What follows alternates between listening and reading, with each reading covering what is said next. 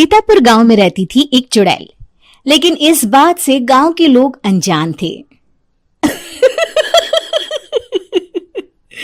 जब तक पूरे गांव की एक एक औरत के गहने मेरे पास नहीं आ जाते, मैं इस गांव को छोड़कर नहीं जाऊंगी, चाहे इसके लिए मुझे लोगों को गायब भी क्यों ना करना पड़े। दूसरी तरफ गांव की औरतें बात कर रही थी। अरे सुन रही हो, ये देखो, मैंने कल ही नया हार बनवाया है सोने का, कैसा लग रहा है? बहुत ही अच्छा है ना।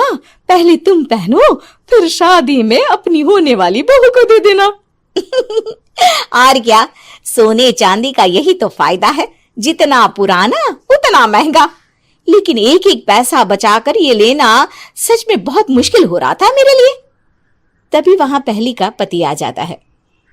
गांव में एक औरत के घर के सोने के सारे गहने चोरी हो गए।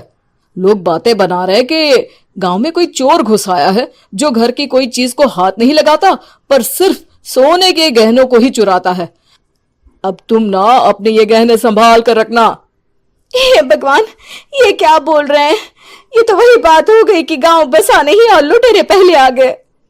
दूसरी तरफ गांव के ही एक घर में रंजना रहती थी। उसके पति का गांव में चाउमीन का ठेला था। एक दिन उसके घर में एक औरत आती है।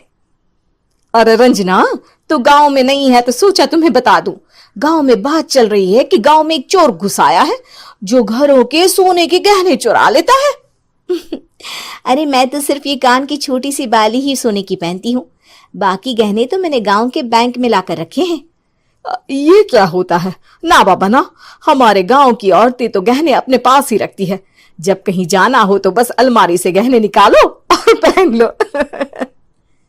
दूसरी तरफ एक औरत हाथ में टोटके वाली छोटी सी गुड़िया लेकर घर में चली आती है। अरे कोई है? घर की औरत है क्या? क्या है ये गुड़िया?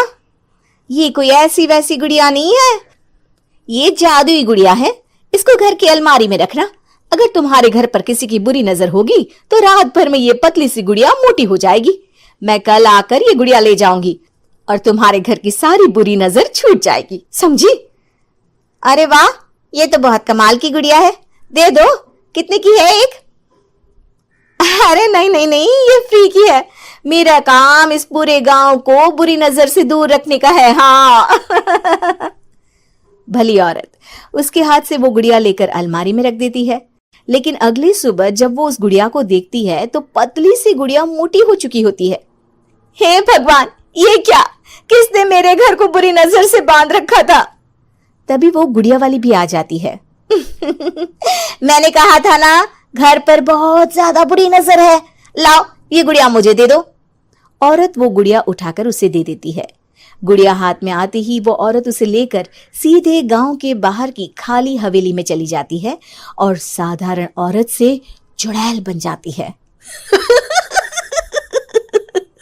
अरे पगली, गांव वाली इस गुड़िया के पेट में तेरे घर के सारे गहने हैं। इतना बोलकर वो गुड़िया को फाड़ देती है और सारे गहने निकाल लेती है। वहीं दूसरी तरफ, हे भगवान, मेरे घर के सारे गहने चोरी हो गए। उस औरत के घर के आसपास लोगों का जमावड़ा हो जाता है और लोग बातें करने लगते हैं।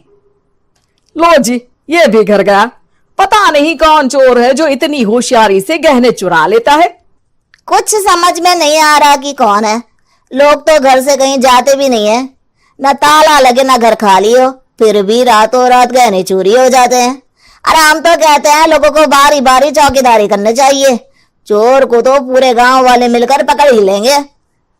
लोग बारी बारी घरों की चौकीदारी भी करते हैं, लेकिन चोरी होने का सिलसिला रुकता ही नहीं। फिर एक दिन रंजना के पड़ोस से भी रोने की आवाज आती है। अरे आज ही घर की बुरी नजर उतरी और आज ही सारे गहने भी चोरी हो गए। कैसी बुरी नजर? क्या हुआ था? तभी वहां उस औरत का पति भी आ जाता है जिसके घर में गहनों की चोरी हुई थी। हाँ, मेरी बीवी ने भी किसी गुड़िया को घर में बुरी नजर उतारने के लिए रखा था, लेकिन अगले दिन गहने चोरी हो गए। अब रंजना को कुछ कुछ बात समझ में आ जाती है। वो गांव वालों से कहती है, देखिए अब आप लोग चिंता ना करें, जल्द ही चोर पकड़ा जाएगा। उस नजर उतारने वाली गुड़िया को आज मेरे घर कोई भेज देना। फिर क्या था, चुड़ैल को लोग रंजना के घर भेजते हैं। पहली बार देखा है कोई खुद लुटने को तैयार बैठा है।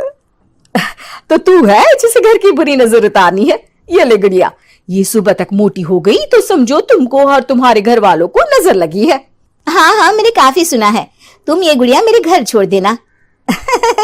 अरे क्यों नहीं, कल सुबह आऊंगी जब गुड़िया तुम्हारे घर की सारी बुरी नजर लेकर मोटी हो जाएगी, ठीक है? अब क्या था, रात को रंजना ने पूरी नजर गुड़िया पर रखी। वो अपने पति और गांव के कुछ लोगों को घर की खिड़की से घर के अंदर नजर रखने को कह देती है, और फिर जो नजारा सब देखते हैं वो हैरान करने वाला होता है। गुड़िया धीरे से अलमारी खोलकर बाहर आती है।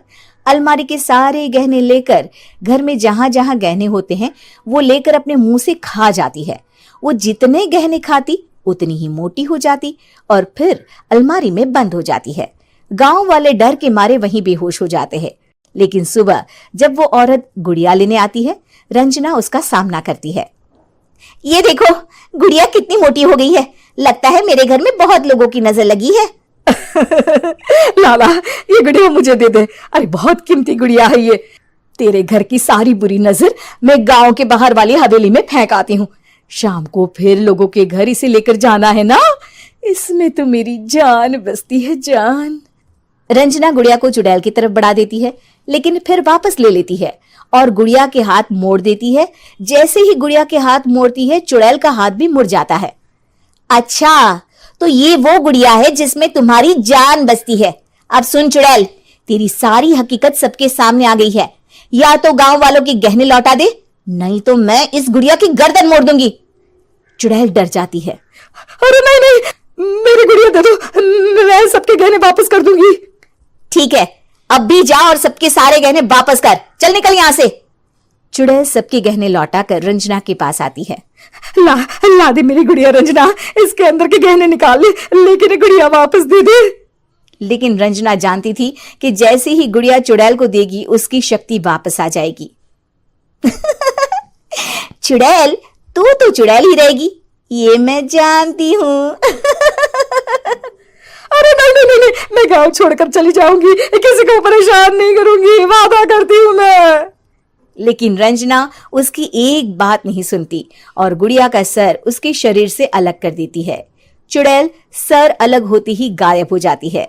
गांव वाले रंजना के साहस और बुद्धि की खूब प्रशंसा करते हैं।